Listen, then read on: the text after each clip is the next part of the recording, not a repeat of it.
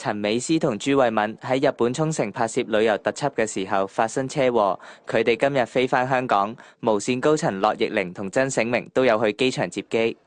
Macy 同朱慧敏步出抵港大堂之後，就攬住樂奕玲同曾醒明痛哭。之後佢哋就一齊步出機場大堂。喺最後上車嘅時候，朱慧敏撳住頸後面，而 Macy 就撳住心口，小心翼翼咁坐低。Macy 嘅男友孫耀威喺微博指 Macy 被刻薄對待。孫耀威寫住：點解要女藝人喺外地拍旅遊特輯嘅時候，仲要全程做司機？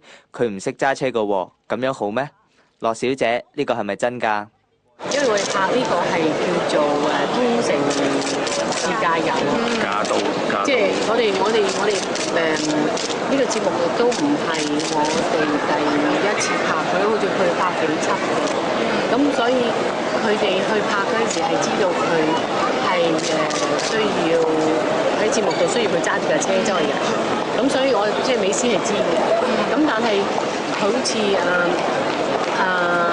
朱耀威喺微博度講，係咪佢全程需要做司機啊？諸如此類，我覺得冇可能，即係我覺得點解會有咁嘅情況出現咧？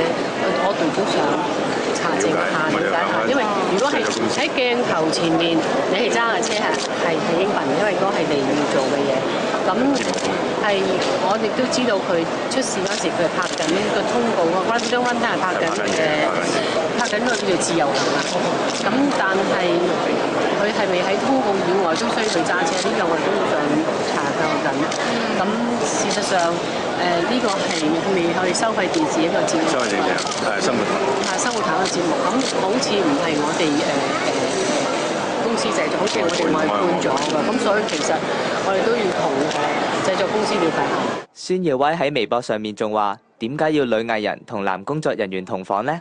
唔知係咪因為嗰間係民宿啊？嗰啲民宿嘅情況係點？我都要見到佢同佢傾咯。咁但係製作公司係拍呢種嗰啲後生仔女孭住背囊嘅啲係去旅遊咧，係咪節目上需要？我又唔知道啦。咁我哋都要去。Macy 同朱慧敏而家嘅情況點啊？即係美斯就個情緒好唔穩啊！朱慧敏咧就佢就即係好詳細、好震離咁一實講俾我哋聽。開始可能啲肌肉啊，或者係啲筋又會扭到啊咁樣樣。佢就話今日覺得有啲地方開始痛啊，咁我都痛㗎啦。美斯直情係佢話，即係佢帶住安全帶㗎，咁安全帶係即係箍到個地方都痛。咁雖然當時佢哋已經去過，即係傳咗人去咗日本嗰邊嘅醫院，已經驗晒、照過晒 X-ray， 但我諗都係翻到嚟我哋再同佢哋照多一次。